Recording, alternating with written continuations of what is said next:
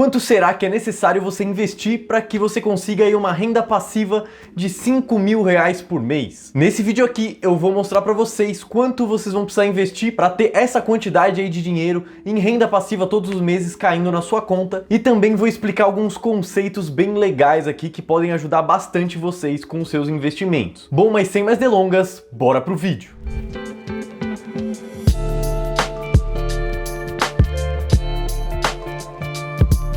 Fala gente, tudo tranquilo? Sejam bem-vindos a mais esse vídeo aqui. E bom, antes de começar o vídeo, eu só quero pedir já pra vocês deixarem seu like, se inscreverem no canal, ativar o sininho pra não perder nenhuma notificação e também me seguir em todas as redes sociais. Bom, eu já vou começar o vídeo respondendo a pergunta do título, porque é bem simples de calcular, não tem motivo pra enrolação nenhuma, mas o legal vai ser o que eu vou explicar depois disso. Bom, caso você vá investir em fundos imobiliários, eu fiz uma média aí dos fundos imobiliários mais líquidos que a gente tem na bolsa, aqueles que são mais negociados, que tem mais negociações todos os dias, e uma média do dividend yield, né? Para você que não sabe o que é o dividend yield nada mais é do que você pegar ali quanto que foi distribuído de rendimento, juros sobre capital próprio ou dividendos, dividir pelo valor atual de uma cota ou uma ação. Fazendo essa conta, você vai ter aí uma porcentagem que vai te falar basicamente quantos por cento de distribuição de proventos você está recebendo aí em relação ao valor de uma cota ou uma ação, né? O valor unitário de uma ação ou uma cota. Então, basicamente, a formulinha aí é dividend yield é igual a proventos por ação ou por cota de fundo imobiliário sobre o valor daquela cota ou o valor daquela ação. E fazendo uma média aí dos fundos imobiliários, a gente chega num dividend yield médio de 0,55%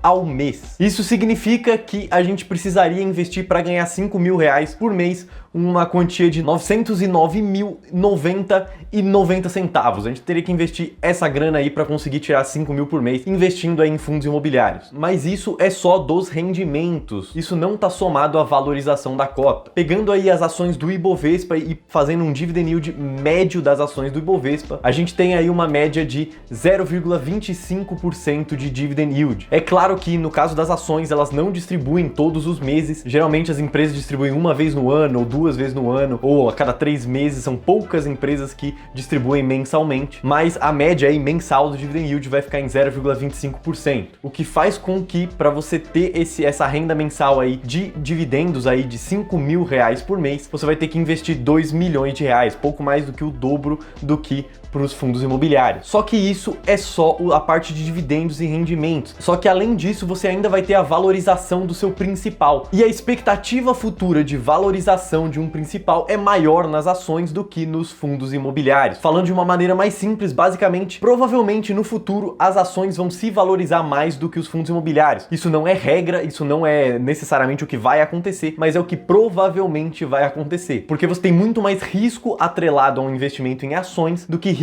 atrelado ao investimento em fundos imobiliários. Isso porque os fundos imobiliários são obrigados a distribuir 95% dos rendimentos para os cotistas, enquanto nas ações isso não acontece. Inclusive, a maioria das empresas, eles acabam pegando o lucro que eles têm e reinvestindo na própria empresa para fazer a empresa crescer cada vez mais. E com a empresa crescendo cada vez mais, gerando cada vez mais lucro, você também vai ver uma valorização nas ações que você comprou. Ou seja, apesar de você receber mais proventos, né, receber mais proventos ali com os fundos imobiliários, na média, né, e precisar de menos dinheiro para chegar nos R$5.000 ali de rendimento mensal, de renda passiva, você provavelmente não vai ter uma valorização tão expressiva do seu principal, que é aquela grana que você colocou ali na hora de comprar as cotas. Enquanto nas ações, essa valorização pode ser muito mais expressiva, só que você vai receber menos proventos, porque a maioria das ações paga sim menos dividendos, paga bem menos proventos do que os fundos imobiliários. Agora, o risco que você tem nas ações também é muito maior do que o risco dos fundos imobiliários, já que nas ações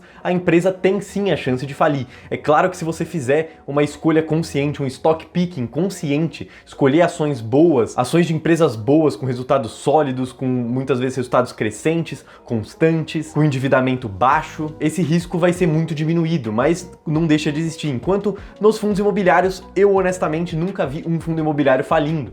Eu acho que na história do Brasil não tem nenhum fundo imobiliário que faliu, então é um risco muito menor atrelado, além de uma volatilidade muito menor, porque o mercado imobiliário ele tende a ser muito mais sólido, é aquela coisa muito mais estagnada estagnadinha ali, né, do que as ações, né, que são empresas que geram caixa, criam produtos, inovam em determinados segmentos, criam coisas novas e também têm resultados muito mais voláteis. Também tem uma coisa que eu queria falar aqui para vocês, que é uma forma de você medir quanto que você está recebendo de acordo com o preço médio que você pagou naquelas ações ou naquele fundo imobiliário, que é um indicador chamado Yield on Cost. Esse indicador nada mais mostra do que simplesmente ali o seu dividend yield em relação ao preço que você pagou num determinado ativo. Como eu tinha explicado anteriormente, o dividend yield ele vai mostrar para você aí quanto que está pagando de dividendo em relação ao preço atual de uma ação ou de uma cota de um fundo imobiliário. Enquanto o Yield on Cost vai ser em relação ao à sua própria compra, ao valor que você pagou em determinado ativo. Para dar um exemplo, para ficar mais fácil para vocês visualizarem, digamos que você comprou uma ação de uma empresa que estava a R$10. Essa mesma ação valorizou para R$20. O seu preço médio de compra está nos R$10. A ação subiu até R$20. Essa empresa pagou nos últimos 12 meses R$1 por ação aí de dividendos. Você vai ter um dividend yield de 5%, porque tá R$20 o preço atual. Só que o seu yield on cost vai ser de 10%. Isso porque você justamente comprou aí quando ela estava R$10, ou senão você comprou várias vezes e o seu preço médio ficou em R$10. Por conta disso, você vai ter recebido aí 10%, o seu yield on cost vai ser de 10%, enquanto o dividend yield vai estar de 5%. Esse indicador é muito legal para você ver o seu crescimento de recebimento de dividendos, que antes podia até ser bem baixinho, mas conforme o tempo foi passando, né, conforme o tempo foi passando, a empresa foi evoluindo, foi crescendo cada vez mais, reinvestindo nela mesma, expandindo, melhorando como uma empresa, e você se manteve acionista. Por conta de todas essas coisas, consequentemente, o valor da ação foi valorizando e a porcentagem que você vai estar recebendo ali de dividendos em relação ao preço que você pagou vai ser bem maior.